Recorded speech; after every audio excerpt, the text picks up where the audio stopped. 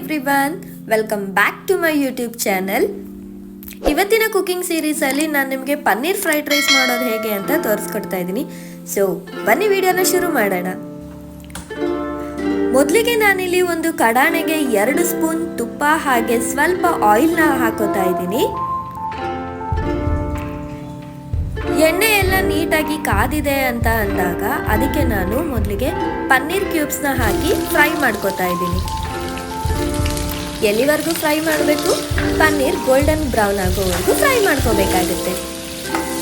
ಈ ಥರ paneer golden brown ಬಂದಮೇಲೆ ಅದಕ್ಕೆ ನಾನು 2 ಈರುಳ್ಳಿ, 4 ಕ್ಯಾಪ್ಸಿಕಮ್, 1 ಕ್ಯಾರೆಟ್ ಹಾಗೆ 4 ಹಸಿಮೆಣಸಿನಕಾಯಿನ ಹಾಕಿ ಫ್ರೈ ಮಾಡ್ಕೋತಾ ಇದ್ದೀನಿ.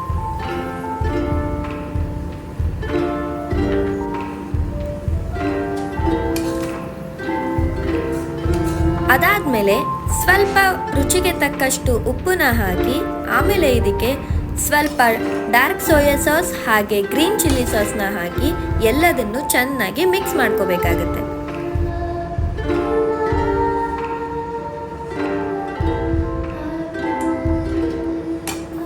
ತರಕಾರಿ ಹಸಿ ವಾಸನೆ ಎಲ್ಲ ಹೋಗಿ ತರಕಾರಿ ಎಲ್ಲ ನೀಟಾಗಿ ಬೆಂದಿದೆ ಅಂತ ಅಂದಾಗ ಆಲ್ರೆಡಿ ಕುಕ್ ಆಗಿರೋ ರೈಸ್ನ ಇದಕ್ಕೆ ಹಾಕಿ ಚೆನ್ನಾಗಿ ಮಿಕ್ಸ್ ಮಾಡಿಕೊಂಡು ಮೇಲ್ಗಡೆ ಸ್ವಲ್ಪ ಕೊತ್ತಂಬರಿನ ಉದುರಿಸ್ಕೊಂಡ್ರೆ ರುಚಿಯಾಗಿರೋ ಪನ್ನೀರ್ ಫ್ರೈಡ್ ರೈಸ್ ಸವಿಯಲು ಸಿದ್ಧ.